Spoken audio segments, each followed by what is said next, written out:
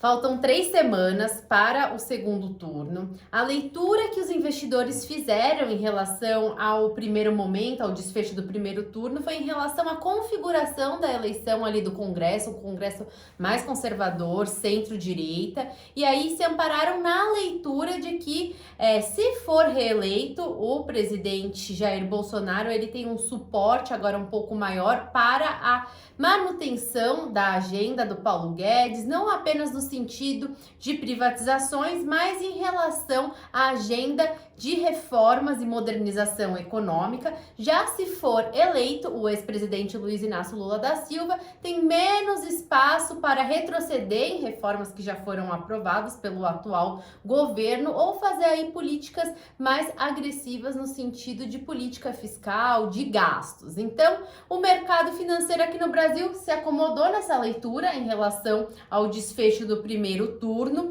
e o que a gente vê agora nessa segunda semana é sim um impacto em relação ao cenário internacional. Afinal, o Brasil ele não é uma bolha, a gente tem aí acompanhado os desdobramentos em relação ao cenário internacional. Nos últimos tempos a gente vem desfrutando, na verdade, da oportunidade, da visão dos investidores estrangeiros em relação ao Brasil. A gente vem destoando em alguns momentos, principalmente por conta de indicadores econômicos positivos, a leitura de que o Brasil fez grande parte em relação ao seu trabalho no controle inflacionário, no sentido de já ter finalizado o ciclo de elevação de juros, está observando nas últimas semanas cortes nas projeções do IPCA para 2022 e também 2023, com uma expectativa aí bem moderada em relação ao quadro da inflação, e isso vem beneficiando o Brasil no contexto dos mercados acionários. A gente vem desfrutando de fluxo de investimento, né, Moliterno? Exatamente, né? Então, como você colocou, o desfecho aí do primeiro turno, com a confirmação desse novo desenho do Congresso, fez com que os investidores voltassem aí olhar com os bons olhos. E quando a gente fala dos investidores, principalmente o investidor estrangeiro, que eles continuam entrando, a gente está com um fluxo positivo nesse mês, em torno aí talvez de 1,5 bi, porque teve recentemente, uns 2 dias atrás, uma saída de 1 bi e pouco, mas estava quase em 4 bi, mas no ano a gente ainda continua com um fluxo aí bastante positivo. O Brasil, como a gente já vem alertando, ele, pelo todo esse movimento de ajuste, ele já vem chamando a atenção do investidor estrangeiro no que tange a valuation das empresas em estarem barato ou não e nessa oportunidade. Mas a gente não pode deixar realmente de olhar para o exterior na questão do aperto monetário lá fora, e ainda mais essa semana, final da semana, lá por quinta, sexta-feira, inicia-se a temporada de divulgação de resultados. Lá fora começa com os grandes bancos divulgando resultados. Os investidores eles devem ficar atentos nisso daí, justamente para ver qual que está sendo o impacto desse aumento nos juros nas projeções das empresas. Vale lembrar que por volta de uns 30% da receita das empresas americanas advém do exterior.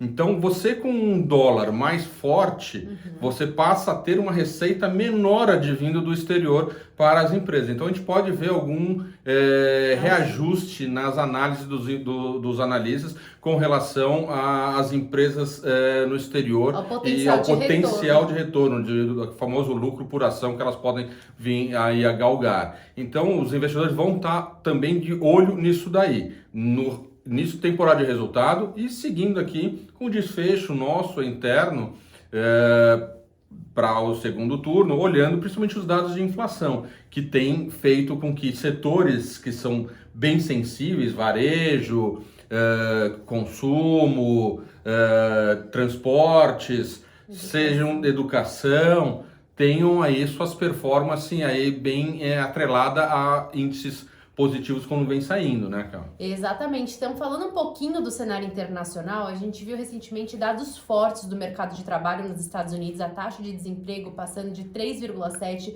para 3,5, reafirmando que a atividade econômica por lá vai seguir aquecida e que o ambiente de contornar o cenário inflacionário nos Estados Unidos vai ser muito desafiador para o Banco Central dos Estados Unidos. Inclusive, tem dado de inflação nos Estados Unidos na quinta-feira. A expectativa ver uma desaceleração no 12 meses de 8,3 para 8,1. Se não vier em linha com essa expectativa, pode reafirmar essa preocupação com o cenário inflacionário lá nos Estados Unidos. Então esse é um aspecto muito relevante que está ditando o ritmo dos mercados acionários globais. Já internamente a gente tem a divulgação do IPCA, esperada a terceira deflação consecutiva, o IPCA saindo do campo de 8,7% em 12 meses para ao redor de 7% no mês de setembro. Então vamos ficar ligado na divulgação desses indicadores que são muito importantes no dia a dia. Já em relação aos commodities, eu vou fazer uma pequena ressalva, porque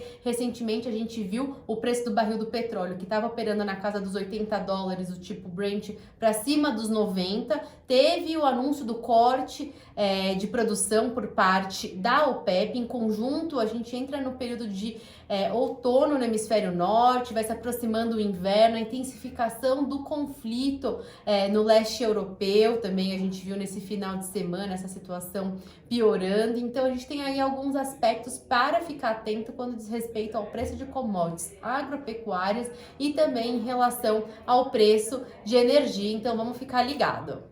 Boa semana para todos. Boa semana.